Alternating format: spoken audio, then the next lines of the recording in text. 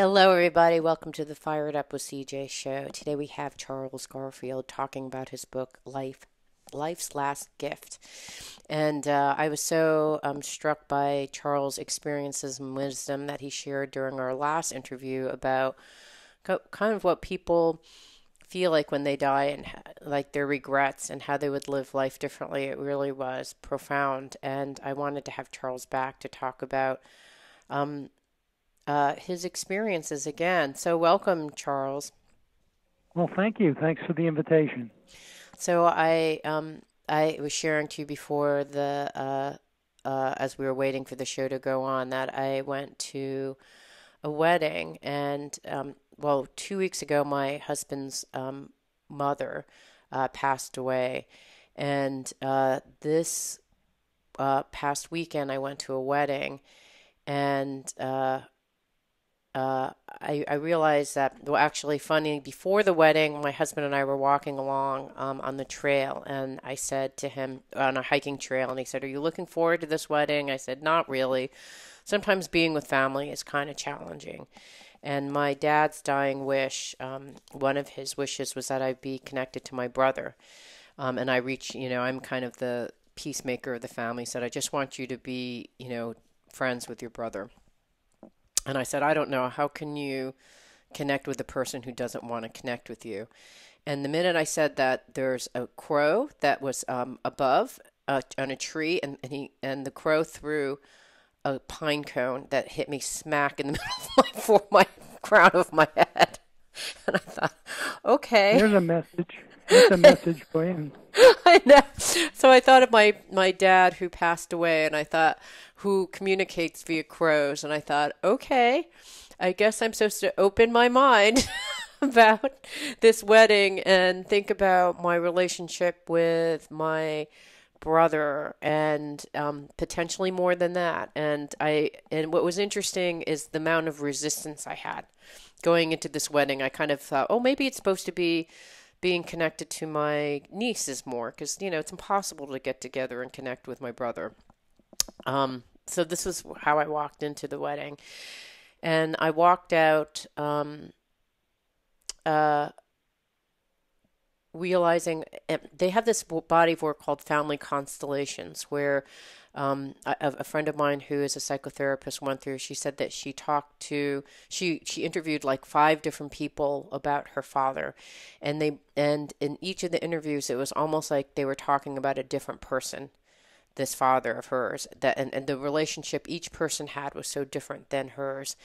And as I went to my brother's daughter's wedding, I realized the same thing, that there were so many connecting pieces that I never saw that connected my brother and me, and then there were parts that I never did see because I was too stuck on seeing him in a certain way, all negative, of course. And it kind of opened up my head, just as the pine code did, that we have all these perceptions about who someone is, and it's so limited or so colored by our previous experiences that sometimes we're not open. And I thought about this interview, of which I had 20 questions that are completely different than the ones I have today, because I realized that this must happen all the time. The thing that I'm experiencing, the thing that I felt must happen all the time when someone passes. And so I wanted to mostly have you talk about what you've learned. And, are my experiences that different? Do most people experience the same thing? What do people what happens to families as Well, someone is put to death? what you're saying is really striking a responsive chord. Of all the issues people wrote to me about, and there have been hundreds and hundreds of responses to Life's Last Gift from across the country, the single most frequent question had to do with family dynamics, had to do with resolving relationships, improving relationships, connecting more deeply with people you've been estranged from. And the answer to the question, can that be dealt with effectively, is yes, of course. But the question is how and who initiates. Uh, the burden of responsibility for improving things is on the shoulders of the most aware person or persons. You're talking with great awareness about what's going on. My guess is that your brother and whoever else you want to improve relationships with, but let's say your brother, probably has less awareness. He's probably more stuck in his perceptions than you are in yours. You may have some pretty fixed notions of who he is, but you're talking about them very clearly. I would say, in my life, in your life, other people's lives, the burden of responsibility for initiating things, for initiating change, and getting things to improve is on the shoulders of the person who sees it most clearly. I guess that's you. I don't want it to be me. Yes. No, I get that. Me. But ask yourself the question, were your mother to be gone, and were your father's wishes not respected, the wishes that the two of you connect well, how would you feel later? How would that be for you? How would it be for you as you get older in your own life? We talk about that a lot in the book because it's such a popular question. It's such a frequently asked question about family dynamics. Yeah. And what I would say is, if you know in your heart of hearts that you'd feel poorly later on, just imagine it. You can just imagine your situation later in however many years. Why not? And you said it quite well yourself. Why not act on it now? Don't wait until later when it's so hard, when the stress is high and somebody's sick and can't respond well. Now is the time. And don't expect too much. Don't expect too many miraculous changes in personality. That's not going to happen quickly or easily, if at all. Well, my request of my dad has been with me since childhood, because I'm the more, I don't know if it's more clear or aware, but just the more friendly of the two. You know, that's kind of, I'm the friendly one, and my brother's the smart one. This is how we've been positioned throughout our whole lives. So the expectation is the friendly one needs to initiate. And so I don't really know how to start. I mean, I've tried so. You know what this is? I've had so many times that I've tried. I can't even count the number of times that I've tried, and I don't even know where to start. Have you ever written a letter? What would the letter say? The letter would say exactly what you're saying to me. That you would essentially like to improve the relationship, and you would like to get together and at least have some good times together or some good conversations. You don't, by the way, you don't, if you decide not to mail the letter, you cannot mail it. But what I'm suggesting is write it as if you will mail it and ask for the most positive outcome you could imagine. Nothing's lost. What's the worst thing that could possibly happen? Do a catastrophe report. What's the worst thing that could possibly happen? He writes you back and says, never darken my door again. I can't stand you. Yeah, no, I don't think that's going to happen. But you know what? I think the worst is the thing that you're talking about. You said don't expect too much. I mean, I'm not sure. I may have gone through this like personal insight where I can see him clearly. Like when I look at him, my brother looks like my father, who I love, like who's deep in my heart. So, and I saw all the same mannerisms. I saw the same characteristics that his work associated described about my brother, that were the same characteristics that people would describe about me. So there's just this connection that I never saw. And, you know, I'm afraid, I've reached out so many times that I'm afraid of reaching out and having it fail again. I wouldn't consider it a failure. I would consider it an experiment. And there's a lot riding on it in that if you allow the relationship to continue as is, you'll be estranged for the rest of your lives. And that seems like an awful shame if you don't make every effort to improve things. You can't forge a relationship with somebody who simply doesn't want it. That's why they call it a relationship. It takes two parties. Right. There's a relation there. It has to be okay on both sides. But somebody needs to initiate. And you said something I thought was very important earlier when you said you were seen as the friendly one, he was seen as the smart one. Mm-hmm. That sounds so much like gender identification to me. There's nothing wrong with your intelligence, that's clear. So maybe you have both intelligence and relationship skills. Good for you. You're lucky. I wouldn't buy into old definitions that never were true in the first place. Hmm. Hmm. So, but what if you, like you said, you can't? I mean, I've tried. I basically have been trying for most of my adult life to have a relationship with him. And as you said, you can't be in a relationship with someone who just doesn't want to be in a relationship. So it feels scary to me to write again. Like I finally resigned myself to going like, just, you can't fulfill your dad's dying wish. Just, be at peace with the fact that you can't be in a relationship. So I guess the worst case is that I write, I'm still not in a relationship, and I guess at least I've said my piece. At least I've extended the olive branch yet again. It's hard. Yes, It's yes, really hard to do that. well, it is, and you've extended the olive branch, and if you do it one more time, and if you say, in addition to whatever else you choose to say, if you include a comment about you'd be open to a connection at any point if his feelings change, that if things change, you'd welcome it, and you would like it to work out, and you know that that's what Dad wanted, and it's what you want as well. And let it go with that. You can't force it. You can't go to his house and kidnap him and bring him into a relationship with you. It's not going to work that way. Right. Yeah. So, There okay. are so many stories that we wrote about in Life's Last Gift that really capture this notion of family estrangement and regrets and what people might do and wish they had done at the end of life.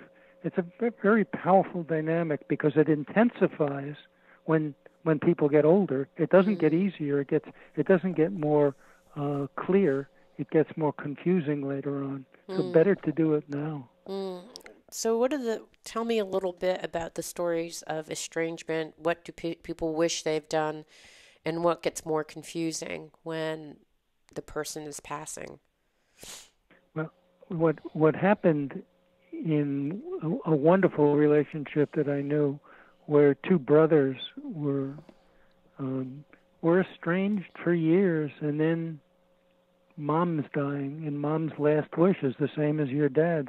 She wanted the two boys to love each other and to connect well, and she knew that it wasn't working out all that well, but she asked both brothers to do that. And it was the younger brother who initiated and said that let's go out to dinner, let's talk about it, and let's see how far we can go. And they asked, what memories do you have of how our estrangement began? He had a wonderful question. What memories do you have about when it started going wrong? And you know when it happened? It happened when they were in elementary school. And it was small things. And it was family messages about who they each were. The older one was seen as the star of the family, and the younger one was as the low achiever who didn't quite measure up. And it really wasn't true. They were equally smart. They were equally insightful about life and about the schoolwork. But the family had set up a dynamic that simply wasn't true. And the younger one resented it. The older one resented the younger one's antipathy and hatred, almost hatred for him. But they were both innocent. They both didn't have any role in specifying the original definitions of who they were. And when they finally saw it, when they saw that neither one of them was really guilty of anything, the relationship improved a great deal. They agreed on a once-a-month contact, and they talked on the phone from time to time. And it didn't magically transform right away because they were not used to each other. They were not used to connecting, but they finally found a way to realize that they were both innocent parties. So what was the resentment that the eldest one felt towards the youngest one? For accusing him of being the reason that the youngest one was a low achiever. He had to measure up to his older brother's achievements. Oh. he hated having to measure up all the time. It was like as if nothing he did was good enough because his older brother did something better. No, but then you're saying the older brother resented the younger brother for doing that. Yes, he felt innocent. He felt innocent. He felt like he was just living his life. And why should he be disliked so much? Interesting. So what's so fascinating about that story is that there's a small thing in which that one person felt, like you said, when they were I don't know if you can share, but what was the thing that happened when they were little kids that set up the dynamic? What you're saying is the family messages and dynamic were kind of, and oddly in my family it's the exact same thing. So it's a very similar, akin situation where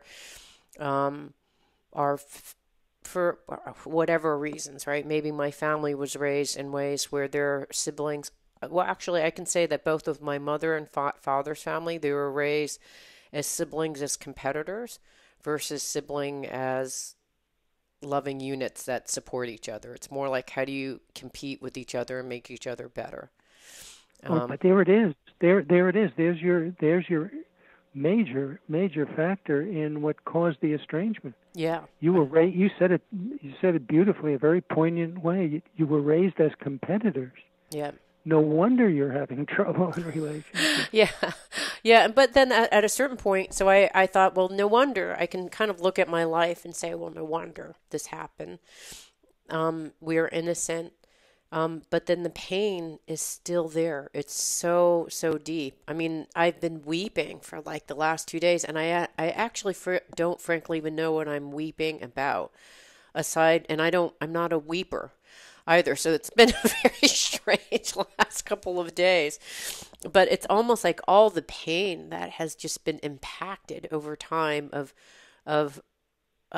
and I wonder whether the same held true with these two brothers, that so much pain that was inflicted initially, and every story that you heap on that reflects that same pain, it becomes almost unbearable. So for me to open up this dialogue requires like dealing and feeling, like if you feel love, you also feel pain. Do you know what I mean? Like I started to feel love for my brother, which I've never felt, frankly, embarrassingly. Like he's been the competitor. So, maybe respect, but not love.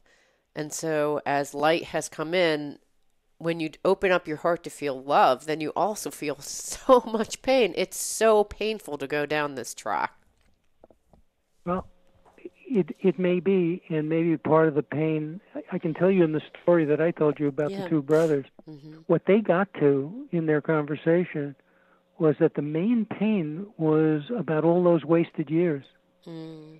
All those wasted years where they were flailing in the dark with definitions of themselves that they never chose, that the family chose, and that they could have been friends. They had much in common.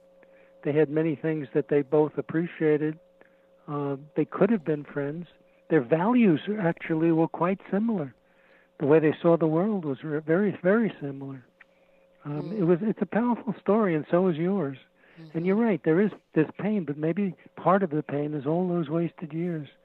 And why continue? Why continue with resentments that were never your choice or your brother's in the first place? Yeah, it's a hard one, because I imagine that's, I mean, we're talking about two brothers, but I assume that, and you said you had a whole host of stories. I mean, do estrangement, and you talked about estrangement, do they happen in different flavors? I mean, we've talked about my situation being very similar to these two brothers. What else have you seen when you've been working with people on their deathbed in terms of the estrangement that's typical? Or is there a typical? I don't know. Well, no, each family has its own dynamics, but there are some similarities. One of the other stories we tell is about a father who was a workaholic, and he worked constantly. He had two sons and a daughter who he hardly ever spent any time with when they were growing up, and they resented that tremendously. And it was only when he was sick later on in life, when they were able to sit down with the help of a social worker and talk about why he did that, why the father did that. It turned out that the father was a Holocaust survivor and had gone through horrible things as a youth, and he vowed that once he had a family of his own, he would provide for them at the highest level that he was capable of. Mm. And so he worked his tail off providing for his family and did a great job, put them all through college, good colleges, expensive situations, did a really good job. He thought that he did exactly what he should be doing, the father. He had no idea that they resented him that way until they were very clear about it when he was ill. And when they saw what his intention was, that it was actually a product of his love for them, and that he worked that hard and that many days a week and that many hours because he wanted to provide them with the things that he never got, that they saw that this was a good man trying to do good things for his kids in the only way that he knew how. But fortunately, they had the resources and the social worker to provide them with a venue, a situation for a conversation, many conversations actually. I tell that story in Life's Last Gift. It's one that people comment on a lot. And what do they comment? What's the reaction to that story for other people? The reaction is very similar to your reaction with your brother. It's all the resentment that's been built up over many years, all the connections that are much less solid and positive than they could be, in fact, negative in many ways. And then the realization, because somebody's getting old, or it's usually a parent, sometimes it's one of the participants. It could be you or your brother, believe it or not. But often it's a parent who has a wish. When my mother was dying, one of the things she said to me was, I want you and your brother to get along. And we got along pretty well. We have a lot of things that are similar, but a lot that are different. And she wanted to be absolutely sure, and we both promised. We were there at the same time, and we both promised that we would do that, and we've continued it, partially because of her desire and partially because we really want to. But if you ask me the question, would my brother and I be close friends if we were not brothers? Probably not, because there are too many differences. Well, how have you resolved that with your brother? Like, how did you fulfill the dying wish of your mom, given that there are all these differences between your brother and you? Well, the way I did it, and the way we both did it, I wasn't the only one who initiated the contact, but we made it very clear that we both understood what Mom's wish was, and I asked my brother, what do you think about that? And he said, I'd be happy to get together from time to time, and I said, so would I. So how about if I initiate for a while and then you initiate, and whatever form you feel comfortable with is going to be okay with me. And she died 8 years ago, and we get together once a month, sometimes a little more, and we talk about life, and we talk about his kids, and we talk about my work, and I wouldn't call it the closest, most intimate relationship in my life, but I would call it a good connection with my brother that doesn't have too many rough edges to it. And did that just happen over time, or has it changed over the last 8 years as you've met? I don't know how much you were meeting before, but has it changed, and how has it changed from the time previous to now? I think it's found an equilibrium. It's found a kind of comfortable level of intimacy and connection. I think before it was a little rough-edged, and I wasn't sure if he really wanted to get together with me. He was probably not sure if I wanted to. There's all these rough edges to the relationship, as there are in many family relationships. But I think now it's smooth. The edges have been smoothed out. We both found a comfortable equilibrium is probably the best word for it. A comfortable way of conducting this connection and living together in the kind of harmony that we both would want. Right. If in my life, if it continues this way for the duration, I'd be happy. Yeah, so part of it I is think, having realistic expectations, right? Like as you said, you have different lives, different interests, but it's cordial, it's friendly, you connect about your lives, you probably have very similar values like the two brothers that you mentioned.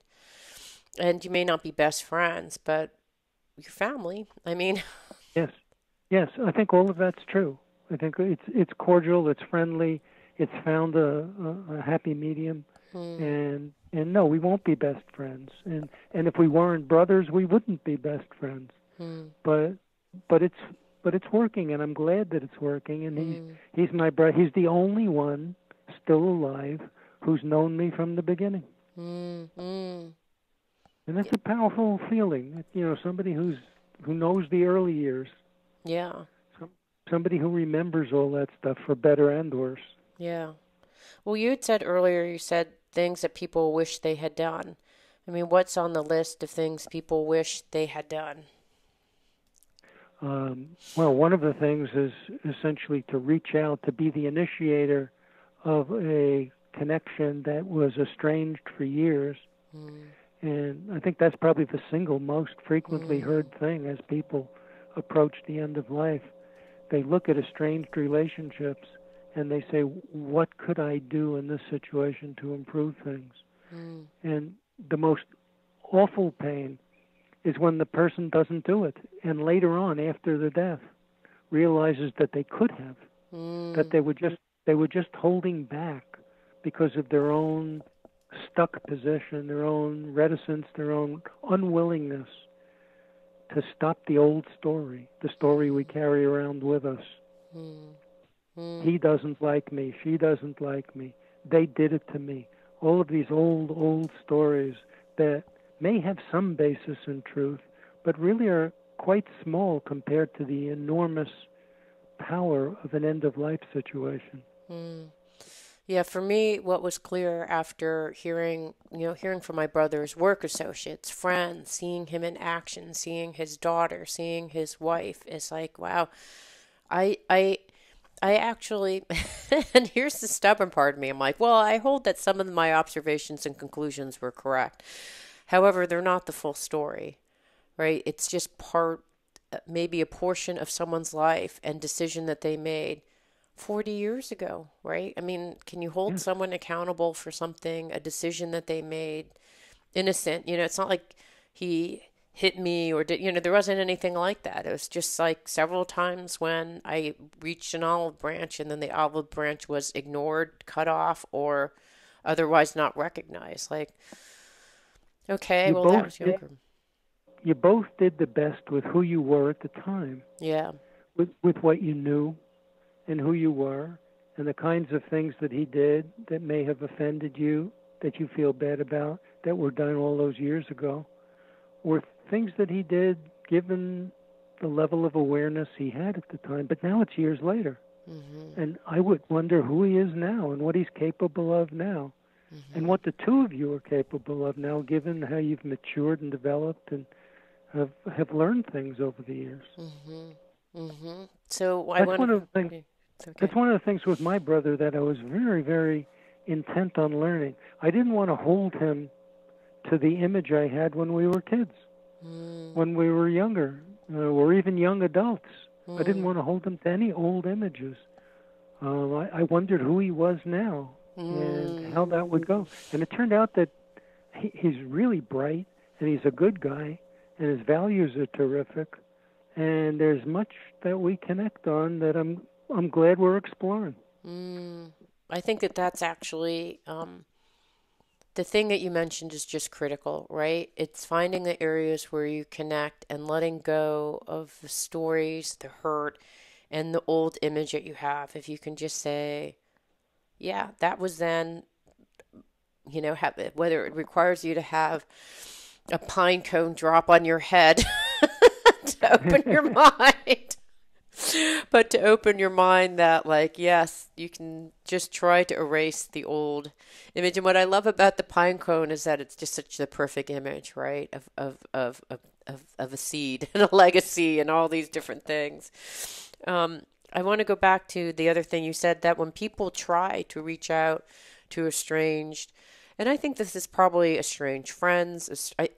I'm trying to figure out, could the audience connect? There's probably an estranged friend, estranged family member, estranged work associate that's out there, right? And how can that you feel bad about for some reason. And I think this probably equally applies. You were talking about it's hard when someone is dying to try to resolve these things because it gets confusing. What gets confusing about it? Well, what you mean? What gets confusing at the end of life? Yeah, because you said when someone tries to, like, you're estranged, you have all these wishes of things that you wish you had done, and then at the end of life, and now you're trying to, like, in the final hour, finish things. Or what do people, yeah, what are people doing, and what's confusing about it? What's confusing about it is the intensity of the emotions. There's so much fear and so much regret and what's called anticipatory grief people are feeling. They're feeling all sorts of feelings, and somebody may be in pain and not feeling well. It's certainly not the optimal time for working on family considerations and family relationships.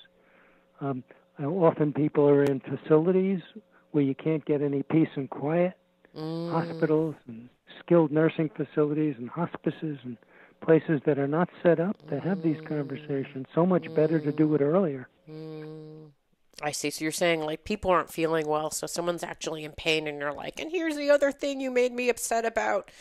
And you're like, well, I don't really, it doesn't seem right to talk to them about this when they're feeling so much pain from some surgery or operation or the pain of whatever is happening. Is that what you mean? That's exactly what I mean. That's exactly what I mean. It's not the optimal time. It's not the best time for having these conversations. If it's the only time you have, then I would still suggest doing it. But picking your time when it's most reasonable. I've had people ask that the healthcare folks not come in the room for 15 minutes so that they could have a conversation, or 30 minutes so they could have a conversation. But that it's so much better to do it earlier when people are physically okay. So I think if I'm imagining my mom not being well and her feeling poorly, that I would just opt for not talking. Like, why bring up bad memories or hurt feelings? And you suggest that's what you would do. Yeah, that's what most people choose. That they choose to back off. They choose to never have the conversation, and then later on, when there's no possibility of doing it with the person you love because they're gone, so much regret, so much wishing that I had taken the risk. People don't know how to ask. Often we don't know how to ask the question, what's the worst thing that could possibly happen if I take the risk and bring up the conversation and start it? Well, maybe the person will say, I don't want to talk about it.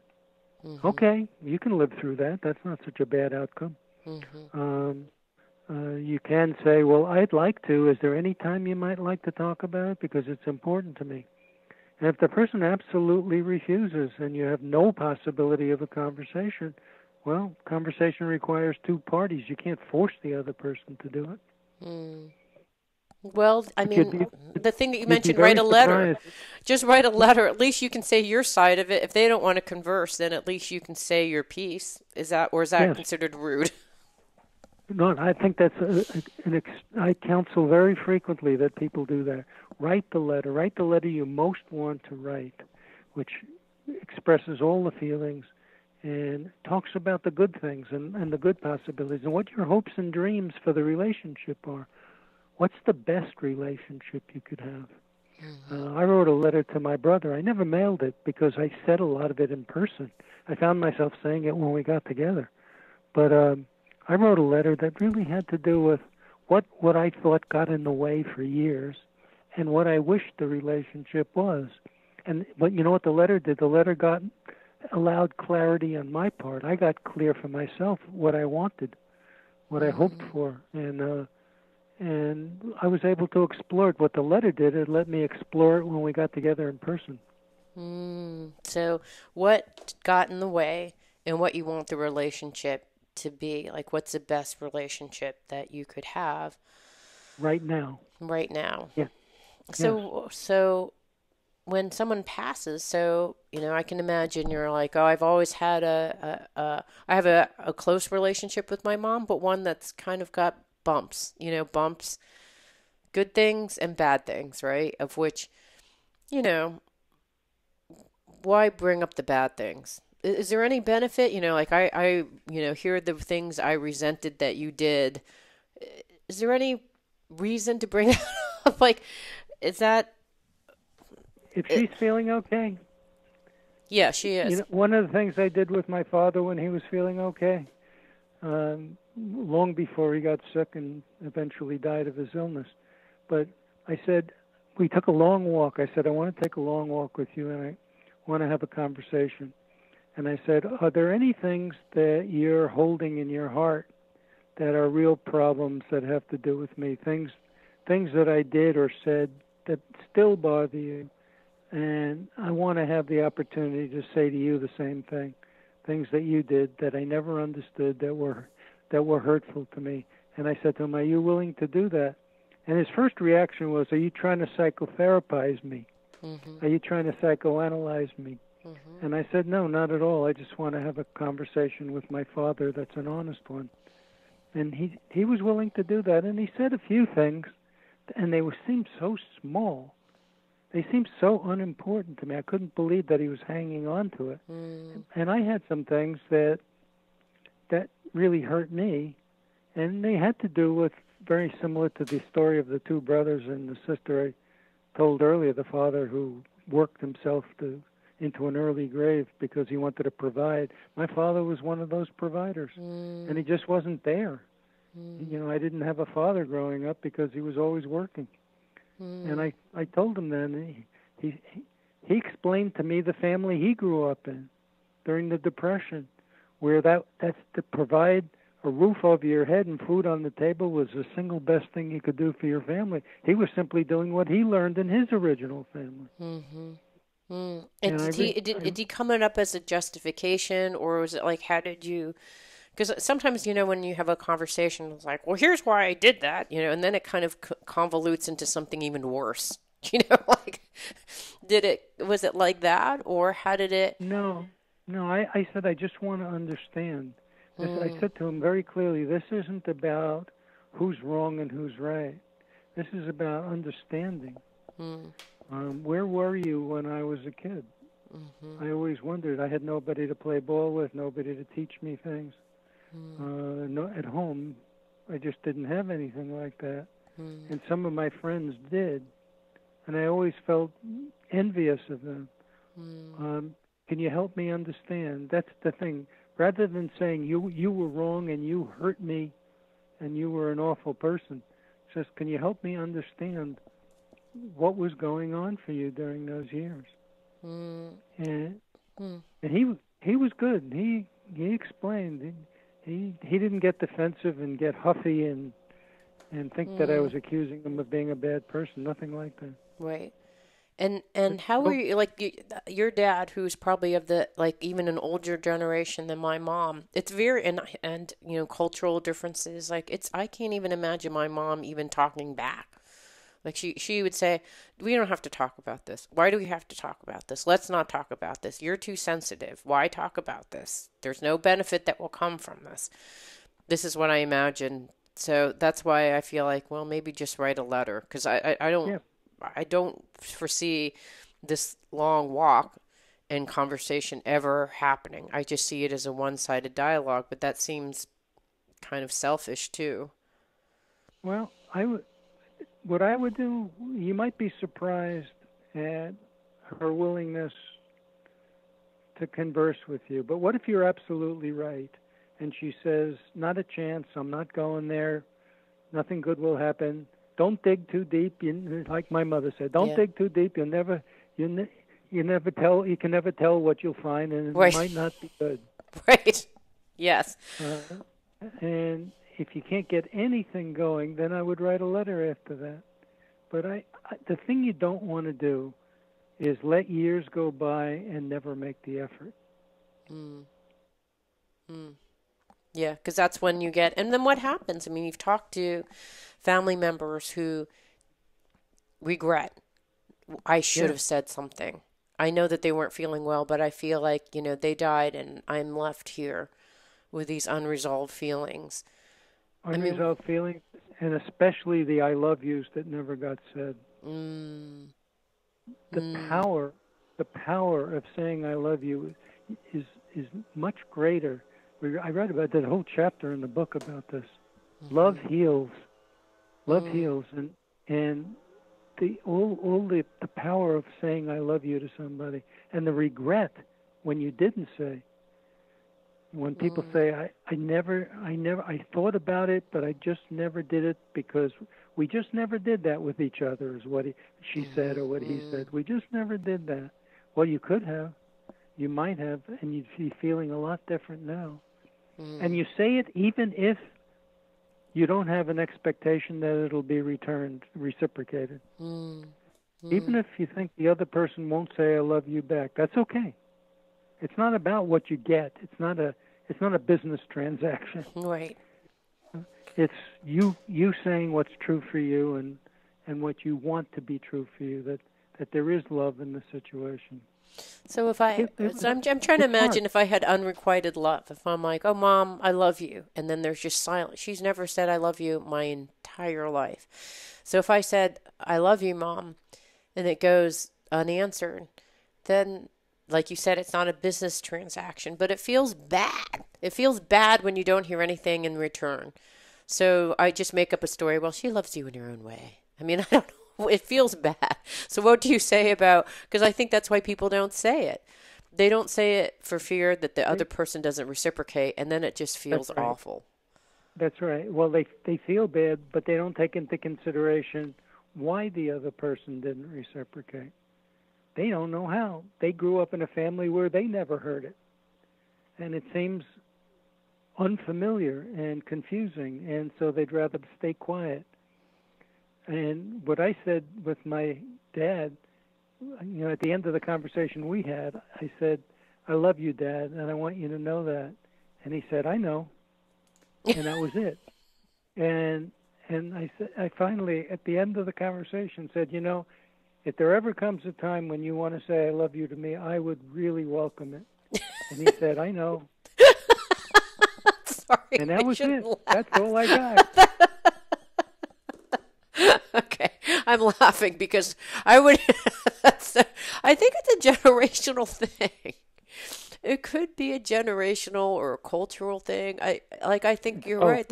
You can't keep someone hostage and force them to say I love you back when they're just that's not right. familiar with it. And so did he ever say I love you back? You bet. When he got sick, he said it all the time. He couldn't say it often enough. Wow, isn't that interesting? Yeah. When he felt really vulnerable and scared at the end of his life, he said it all the time. But do you think that was because, like, please don't leave me. I love you. Please don't leave me. I'm scared. Or is it like, what do you think happens at end of life that someone is willing to say what they couldn't say their whole lives? The pain and the fear opens hearts. Mm, Um, that people's hearts break at the end of life. That's what the word heartbreaking means. Well, when hearts break, that's how the light gets in. That's how people realize things that they never saw before.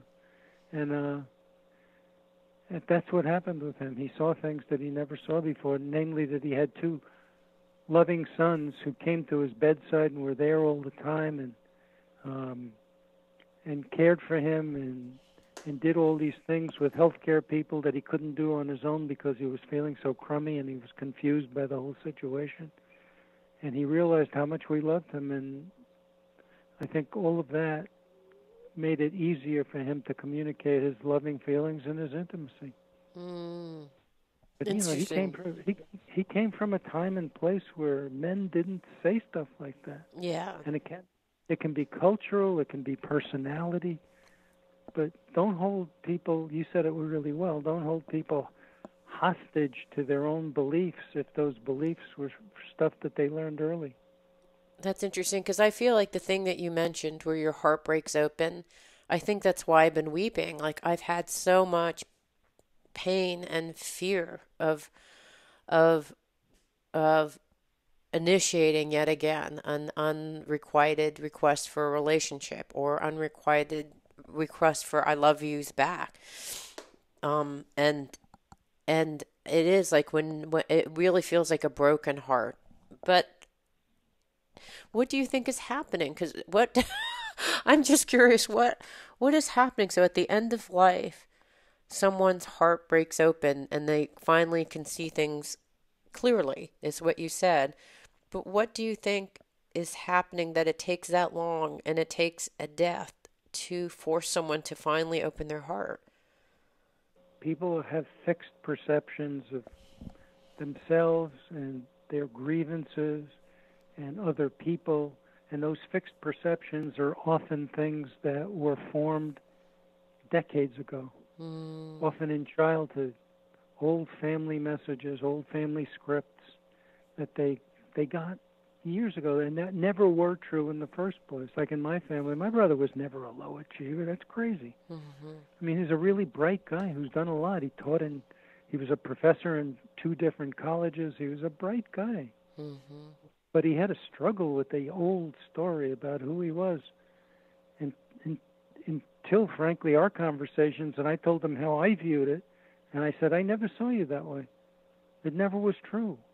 And I don't see you that way now. And you could see how much that moved him. It really was important that somebody was able to bear witness to a different story. Not the old story, but a new story. And I wonder what the new story with your brother might be. It might not be the story of best friends, but it might be the story of a much better connection.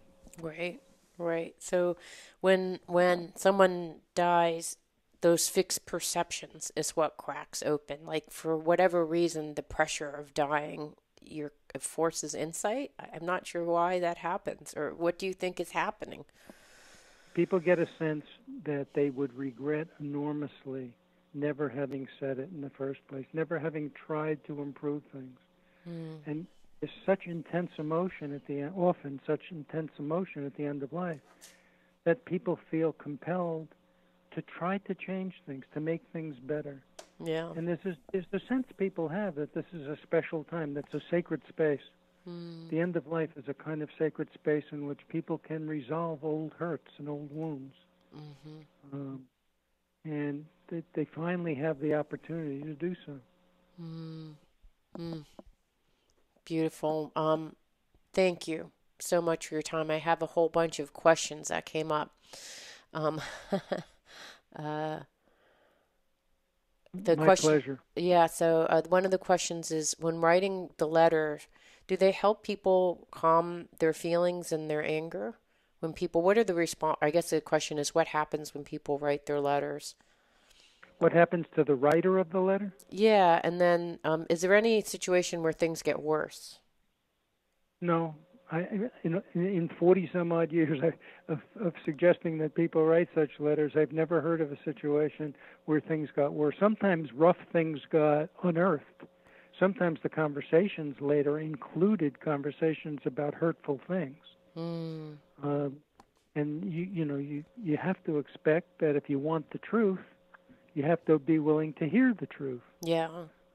Yeah. And sometimes that doesn't feel good, but often, sometimes you call it catharsis. Sometimes having the opportunity to say something and just simply finally give voice to what's been pent up for so long, so many years, is a relieving factor. It's sort of like a safety valve, and people get a chance to get it off their chest and say what was on their mind. Oh, so it's catharsis that happens. So in any case, whatever happens with the letter afterwards, you feel better. Who knows about the person receiving it? Yeah. You may have conversations later where you don't feel so better because they have their catharsis about you and the stories they've created about you. But at least it's all open, and you've reached some type of peaceful conclusion.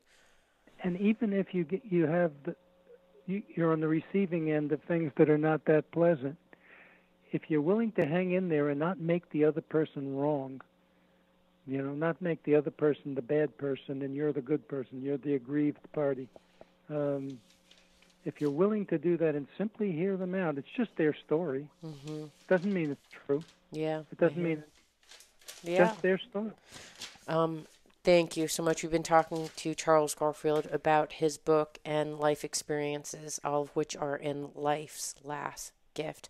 Thank you so much for your time and advice to me and advice to others. I think it's kind of one of the most important things that we can do if we want to die with peace in our hearts, right? And have others die with peace in their hearts and to live Absolutely. with peace in our hearts. It's important. Thank you so much. You're very welcome. It means so much to me that you're listening to the show. I would love your support in any way by giving me comments below or to subscribe to the show or share the show with friends. Thank you again for your support. Love and blessings.